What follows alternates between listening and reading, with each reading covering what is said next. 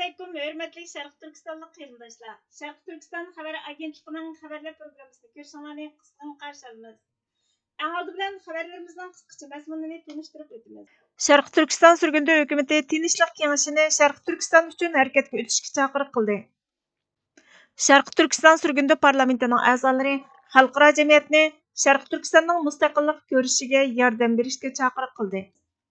Tövəndə təfsili məzmununu diqqətinizə sunumuz.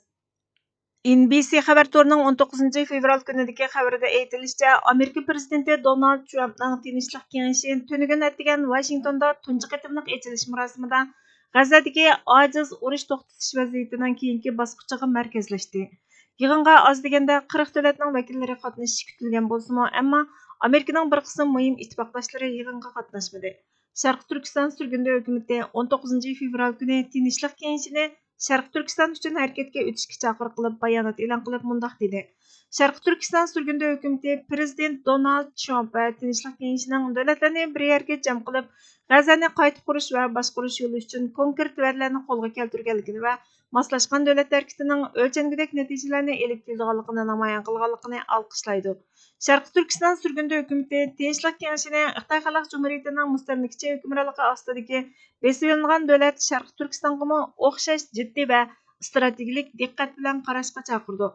Xitoy Xalq Cumhuriyati 2014-yili 23 may kuni atalmish qattiq zarba berish to'lqini ostida davomlashayotgan irqiy qirg'inchilik harakatini boshlagan bo'lib, bu harakat hozir 12-yiliga qadam qo'ydi. Amerika va bir qancha davlat parlamentlarining irqiy qirg'inchilikni e'tirof qilishiga, shundaqla Birlashgan Davlatlar Tashkilotiga a'zo 51 davlatning Xitoy Xalq Cumhuriyatining insoniyatga qarshi jinoyatlarini rasmiy ayblashiga qaramay, Uyg'ur, Qozoq, Qirg'iz va boshqa turkiy xalqlar davomli irqiy qirg'inchilik va insoniyatga qarshi jinoyatlarga duchor bo'lmoqda. Bular qalaymaqon tutqun qilib lagerlarga qamash, davlat qo'lgan majburiy emgakka selish, majburiy tug'mas qilib etish, majburiy bola tushirib etish qatorliq majburiy nupus kontrol qilish tadbirlari, keng ko'lamlik oila bo'yicha ayirib etish hamda Turkiya va musulmon salohiyatini sistemlik yo'qotish qatorliqlarni o'z ichiga oladi. Birlashgan Davlatlar Tashkilotining kishilik huquq mutaxassislari Xitoy Xalq Cumhuriyatining majburiy emgak sistemasidagi majburlash xarakterli omillarning majburiy yetkash yoki qul qilish qatorliq insoniyatga qarshi jinoyatlarga barobar kelishi mumkinligini ogohlantirdi. Shundaqla Birlashgan Davlatlar Tashkiloti mutaxassislari Sharq Turkistonning yerlik nupusini nishonlagan majburiy a'zo o'g'irlash, ya'ni a'zo ko'chirish to'g'risidagi ishonchlik ayblashlarni o'tirg'a qo'ydi. Prezident Donald Trumpning kengashning boshqa yer shariy xarakterli talash tartish nuqtalarini tekshiradiganligi haqidagi bayonotiga asosan Sharq Turkiston surgunda hukumati kengashdan va uning ijroiya hay'atidan tuvandagi mashg'ulot bosqichlarini kechiktirmay besishini hurmat bilan talab qiladi. Xitoy Sharq Turkiston to'qinishini ijroiya hay'atining kun tartibiga doimiy modda sifatida kirgizish, Sharq Turkiston masalasi uchun qatnashadigan davlatlarni yig'ish va bekitilgan natijalarga erishish uchun vaqt cheklamasi qo'yilgan amaliylashtirish yo'lini barpo qilish huquqiga ega bir yuqori darajali kengash moslashtiruvchisi tayinlash. Xitoy Sharq Turkiston to'qinishining bir mustamlikachilikdan qutulish masalasi ekanligini, Xitoy Xalq Cumhuriyatining mustamlika ishg'oliyatining navbatdagi irqiy qirg'inchilikning davomlashishi uchun imkoniyat bilan ta'minlayotganligini e'tirof qilish, shundaqla kengashning Sharq Turkistonga qarata xizmatlarini mustamlikachilikdan qutulish va o'z taqdirini o'zi belgilash prinsiplariga, jumladan davlat mustaqilligini asliga keltirishga qaratish. Xitoyning mustamlika ishg'oliyatini qo'llash yordamini kesish uchun majburiy emgakka chetishliq bo'lgan iste'molni cheklash, diaspora jamiyatini bostirishni nishon qilgan davlat halqigan bostirishni to'xtatish, irqiy qirg'inchilik ishg'oliyatga imkon yaratadigan istixborot va atalmish bexatarlik hamkorlikni to'xtatishni o'z ichiga olgan a'zo davlatlarning va'danomalarini moslashtirish. Sharq Turkiston surgunda hukumati kengash va qatnashgan davlatlar bilan darhol hamkorlik o'rnatishga, shundaqla tez suratda amaliylashtirish mos keladigan hujjatlar va qurilmalik uyg'un takliflar bilan ta'minlashga tayyor. Xalqaro jamiyat bir tarafda urushdan keyingi asliga keltirish xizmatlarini moliya jihatdan qo'llab, yana bir tarafda irqiy qirg'inchilik va mustamlikachi besib olishga sukut qilib tursa bo'lmaydi dedi.